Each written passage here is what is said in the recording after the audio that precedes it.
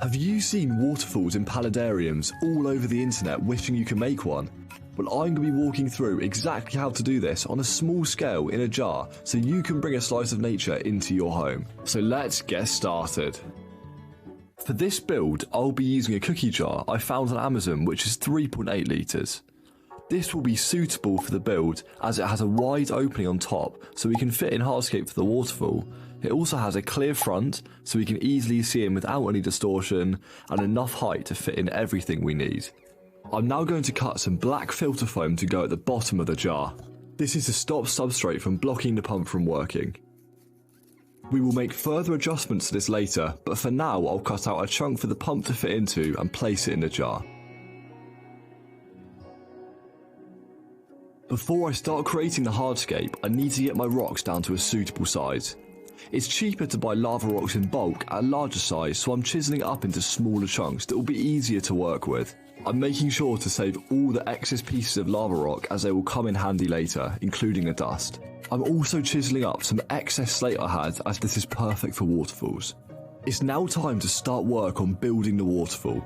To do this, I'll join together the chiselled lava rock and slate from before using the superglue and tissue method. When they react, they create a super strong bond that's waterproof and incredibly hard to break. By layering the slate in the middle with lava rock on the edges, it creates this natural sloping effect that looks just like a real-life waterfall with a natural gorge. We're going to repeat this with multiple pieces of slate using the superglue and tissue to keep reinforcing as we go along. Don't worry about excess tissue showing as we're going to be able to cover this up later. Try to be as creative as possible with your stone placements to get a more natural look. By leaving a gap in the middle underneath, this mimics the natural undercutting found in real-life waterfalls. I actually learnt this when I was visiting a waterfall recently in Wales.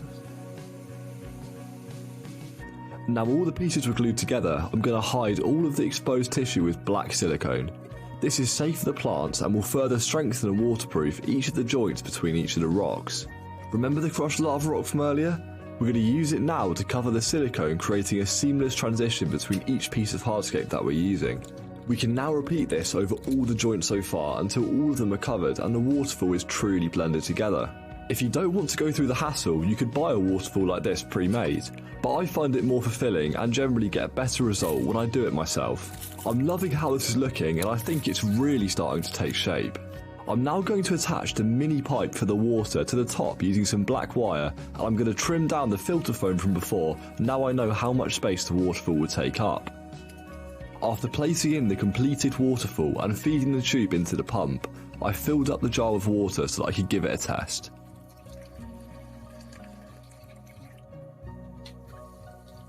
All was working fine, so I drained the jar so that I could add in the substrate. To protect the pump from more substrate falling into it, I stuffed black filter foam over the top and added in some more pieces of lava rock. To complete the hardscape, this piece of driftwood will work well, acting like a tree extending its roots over the scape. After adding a final bit of filter foam under the waterfall, it was now time to add in the substrate, for which I'll be using aquasoil. This is the best medium to use here as it's going to be constantly saturated, so my normal substrate mix would be unsuitable and it would become too soggy. I'm adding it to all the remaining gaps in the jar and brushing it off the waterfall so it remains clear.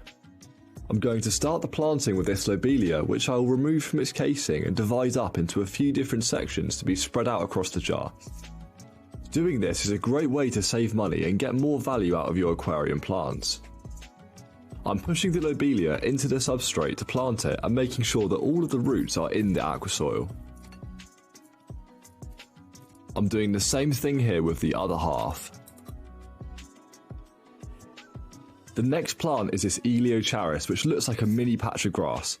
I repeated the same steps as the lobelia and planted it in two pieces into the foreground of the jar. This rotala is up next, and I'm going to use it here to fill out the back of the jar with its many tentacle-like stems. The last aquatic plant I'll be using is this hygrophila, which I split in two and planted into the remaining gaps in the back of the jar. Adding sand over the aquasoil at the front will add some needed colour variation from the dark lava rock, and it's a tip I would always advise when making paludariums. It's now time to fill the jar back up with water so we can start adding the finishing touches. Before we can move on though, I need to check the waterfall is still working.